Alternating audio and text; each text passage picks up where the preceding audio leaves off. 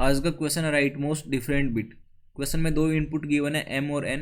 अगर दोनों सेम है उस वाले केस में रिटर्न करना होगा -1 को। m अगर n के इक्वल है रिटर्न -1, और अगर m not equal to n है उस वाले केस में जो भी राइट मोस्ट डिफरेंट बिट होगी उसको हमें फाइंड करना है। राइट मोस्ट डिफरेंट बिट को भी फाइंड नहीं करना है, इसकी पोजीशन हमें बताना है। जैसे कि एग्जांपल के तौर पे एक मान लेते हैं 7 है नंबर और एक है 10, इसमें तो पहली पोजीशन ही आ जाएगी। दूसरा एग्जांपल लेते हैं, एक 7 है और एक 15 है। तो 7 को हम बाइनरी में इस तरह से लिखते हैं 1 1 1 और 15 को लिखते हैं 1 1 1 1। एक्चुअल में जो 7 होता है वो 111 नहीं होता, ये 32 बिट साइज में होता है, 32 बिट साइज। तो 32 बिट साइज का मतलब हुआ हमने 3 बिट तो यहाँ लिख दी 1 1 1, और जो बाकी 29 बिट्स बची उनमें 0 होता है। इस तरह से एक 32 बिट साइज का 7 को यहाँ पर इस तरह से लिखेंगे, ये 7 है, इसके लेफ्ट में सारे 0 हैं, ये 0 है 0 0 0, आखिरी में 3 1 होंगे इस तरह से।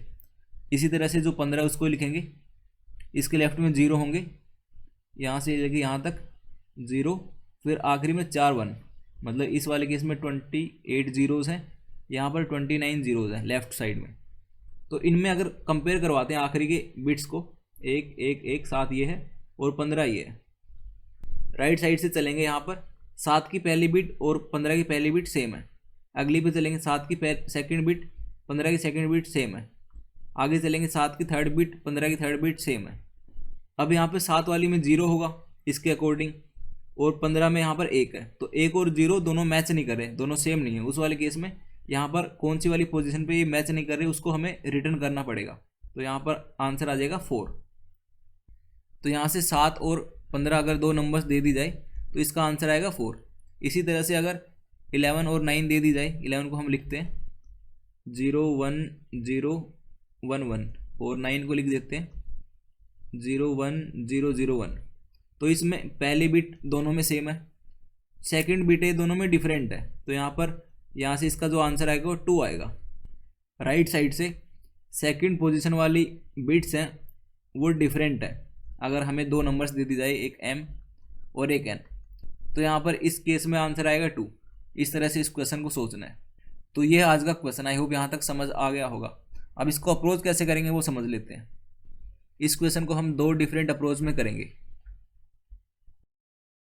अप्रोच 1, इसमें मान लेते हैं दो नंबर्स हैं, एक m है एक n है। m मान लेते हैं 7 है, n मान लेते हैं 15। आज की प्रॉब्लम काफ़ी सिंपल है तो इसकी अप्रोच भी काफ़ी सिंपल है। इसमें सिंपल क्या करना है, हमें एक चीज़ पता है, जो भी इंटीजर्स होती हैं इनकी जो साइज़ होती है वो 32 बिट होती है। तो इसी चीज़ का यूज़ करना है, मतलब 32 बिट होंगी तो एक लूप लगाएंगे जिसमें i 0 से लेके 32 तक आइटरेट करेगा, और जो नंबर्स हैं m और n उनके साथ कुछ इस तरह से कंडीशन लगाएंगे। अगर m एंड n दोनों इवन हैं या फिर दोनों ओड हैं, उस केस में बोल सकते हैं कि जो राइट वाली बिट है, राइट मोस्ट बिट है, वो सेम होगी। क्योंकि मान लेते हैं दो नंबर अपने पास, एक 4 है और एक 10 है।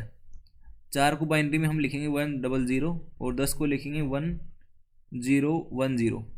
तो इन दोनों की जो राइट मोस्ट डिजिट है वो 0 है, सेम है।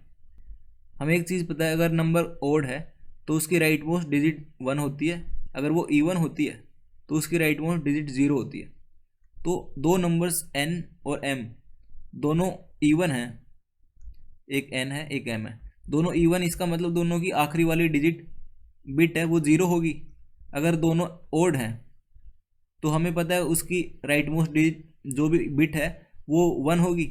तो यहाँ से हम बता सकते हैं ये वाली कंडीशन अगर ट्रू होती है, m और n दोनों एक साथ अगर इवन होती है या फिर दोनों एक साथ ओड होती हैं, उस केस में हम बोल सकते हैं राइट मोस्ट बिट है वो सेम आएगी। अगर सेम आएगी तो क्या करेंगे, एक काउंटर को बढ़ा देंगे, एक काउंट ले लेंगे उसको प्लस प्लस कर देंगे, क्योंकि हमें बतानी है डिफरेंट वाली बिट को, तो जो सेम है उसको हम काउंट में ऐड कर लेंगे। ये पहली कंडीशन। अब दूसरी कंडीशन करेंगे, अगर दोनों इवन नहीं आते और दोनों ओड नहीं आते, उस वाले केस में क्या करेंगे, जो भी नंबर है m है या फिर n है, दोनों को 2 से डिवाइड कर देंगे। m को m डिवाइड बाई 2 कर देंगे और n को n डिवाइड बाई 2 कर देंगे। इससे होगा क्या, जैसे 4 है 4 100 होता है बाइनरी में, और 10 है, 10 होता है 1010। तो जैसे इनको 2 से डिवाइड करेंगे ये वाली बीट हट जाएगी, तो 4 है वो 2 बचेगा, और जो 10 है वो 5 बचेगा। तो 5 बेसिकली 101 होता है और 4 10 होता है। तो जैसे ही 2 से डिवाइड करेंगे राइट मोस्ट बीट हट जाती है, तो ये 4 ये बचेगा और 10 वाला ये बचेगा। अब इनको आपस में फिर से चेक करेंगे क्या दोनों इवन है, क्या दोनों ओड हैं। अगर नहीं मिली उस केस में जो भी हमारा ये काउंटर होगा उसको रिटर्न कर देंगे। तो पहली अप्रोच का कोड कर लेते हैं। पहले कोड में सबसे पहली कंडीशन इफ़ m और n सेम है उस केस में रिटर्न -1, एल्स एक काउंटर ले लेंगे इंट काउंट इक्वल टू 1। इसके बाद हम यहाँ पर एक तो फॉर लूप लगा सकते हैं जिसमें i है वो 1 से लेकर 32 तक जाएगा, और दूसरा हम इसको वाइल लूप से भी कर सकते हैं, जैसे कि while n not equal to 0 या फिर m है नॉट इक्वल टू 0। जब तक कोई सी एक नंबर 0 नहीं हो जाती तब तक हम चलेंगे। यहाँ पर 2 कंडीशंस थी, अगर दोनों इवन एक साथ में, अगर दोनों ओड एक साथ में, तब तो हमें काउंटर को एक एक से बढ़ाना पड़ेगा। अगर ऐसे है कि एक इवन है एक ओड है, उस वाले केस में हमें लूप को ब्रेक करना पड़ेगा। तो उस कंडीशन को हम पहले लिख लेते हैं, इफ़ m मोडुलो 2 अगर 0 आता है एंड जो n मोडुलो 2 है वो 1 आता है, या फिर m मोडुलो 2 1 आता है साथ ही साथ में n मोडुलो 2 0 आता है। उस केस में हमें ब्रेक करना है लूप से, एल्स काउंट को बढ़ा देना 1 से, और n और m को अपडेट करना है, n equal to n divide by 2, m equal to m divide by 2।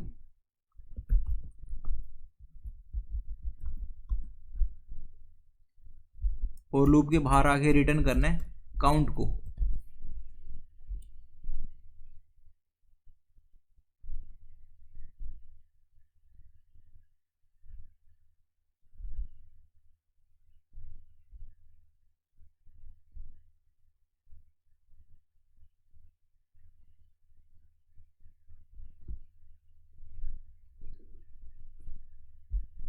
ये है अप्रोच 1। अब अप्रोच 2 को देखते हैं। अप्रोच 2 है वो काफ़ी ज़्यादा सिंपल है। इसमें जो कल वाली प्रॉपर्टी थी जोड़ की उसको यूज़ करेंगे। अगर 2 नंबर सेम है a और a, तो अगर उनका जोड़ करेंगे तो 0 आता है सेम नंबर्स का। जैसे b और b का जोड़ करेंगे तो b 0 आएगा, और अगर 0 और किसी नंबर का जोड़ करते हैं तो वो खुद नंबर आती है। तो यहाँ पर इसी प्रॉपर्टी का यूज़ करेंगे। जैसे 1 है और 0 है, इन दोनों का जोड़ करेंगे तो 1 आएगा। अगर 1 और 1 का जोड़ करेंगे तो 0 आएगा, और 0 का जोड़ करेंगे तो भी 0 आएगा। अब इस प्रॉपर्टी का यूज़ कैसे करेंगे क्वेश्चन में वो देखते हैं। पहले 2 नंबर्स ले लेते हैं, एक 4 है और एक 10 है। इनको देखते हैं। 4 होती है 100, 10 होती है 1010। अब अगर इनका जोड़ करेंगे, ये 2 प्रॉपर्टी का यूज़ करेंगे, एक तो इस प्रॉपर्टी का और एक इस प्रॉपर्टी का। अगर 0 के साथ किसी नंबर का जोड़ करते हैं तो वो खुद नंबर आती है। तो 4 और 10 का करेंगे तो 4 जोड़ 10 इक्वल टू, ये बेसिकली ये है, ये जो साइन है ये इसको बता रहा है, जोड़ का साइन ये है, ये वाला। अब 0 और 0 दोनों सेम है तो इनका जोड़ आएगा 0। अब नेक्स्ट वाला इस 0 का और इस 1 का जब जोड़ करेंगे इस प्रॉपर्टी का यूज़ करेंगे। 0 और किसी एलिमेंट का करेंगे तो वो खुद एलिमेंट आता है, तो यहाँ से आएगा 1। इसी तरह से आगे भी आएगा 1 और इसका भी आएगा 1। तो 4 और हमने 10 का करा जोड़, तो यहाँ से आ गया 14। तो यहाँ से 14 आ गया अपने पास, कुछ इस तरह से 1110। अब हमें इस 14 में जो 14 की बाइनरी रिप्रेजेंटेशन है उसमें राइट साइड से पहला 1 फाइंड करना है। तो ये पहली पोजीशन पे 0 है, दूसरी पोजीशन पे 1 है, तो जो भी जिस भी पोजीशन पे 1 आएगा सबसे पहले उसी पोजीशन को हमें रिटर्न करना है। और इस पोजीशन को फाइंड करने के काफ़ी ज़्यादा तरीके, जैसे कि 14 है, 14 की जो राइट मोस्ट बिट है वो 0 होगी, इसको 2 से डिवाइड करेंगे 7 आएगा, 7 की राइट मोस्ट बिट 1 होगी। हमें यहाँ से पता चल जाएगा कि दूसरी पोजीशन पे जो भी बिट है वो 1 है, वो सेट बिट है, तो इस केस में रिटर्न करना होगा 2 को। तो इस क्वेश्चन को हम जोड़ की प्रॉपर्टीज़ का यूज़ करके भी कर सकते हैं। अब इसका कोड और कर लेते हैं। सबसे पहले तो इफ़ m और n दोनों सेम है रिटर्न -1। अब एक इंट ले लेते हैं x जो m और n का जोड़ स्टोर करेगी। अब एक लूप लगाना है वाइल जो x है, x मोडुलो 2 जब तक ओड नहीं होता, मतलब x जब तक ओड नहीं होता तो इसको इस तरह से लिखते हैं x modulo 2 not equal to 1, तब तक हम पोजीशन को प्लस प्लस करेंगे और x को अपडेट करेंगे x डिवाइड बाई 2 से। और यहाँ पर एक पोजीशन और ले लेते हैं, इंट पोजीशन इक्वल टू 1, और एंड में जो भी पोजीशन होगी उसको रिटर्न करना है।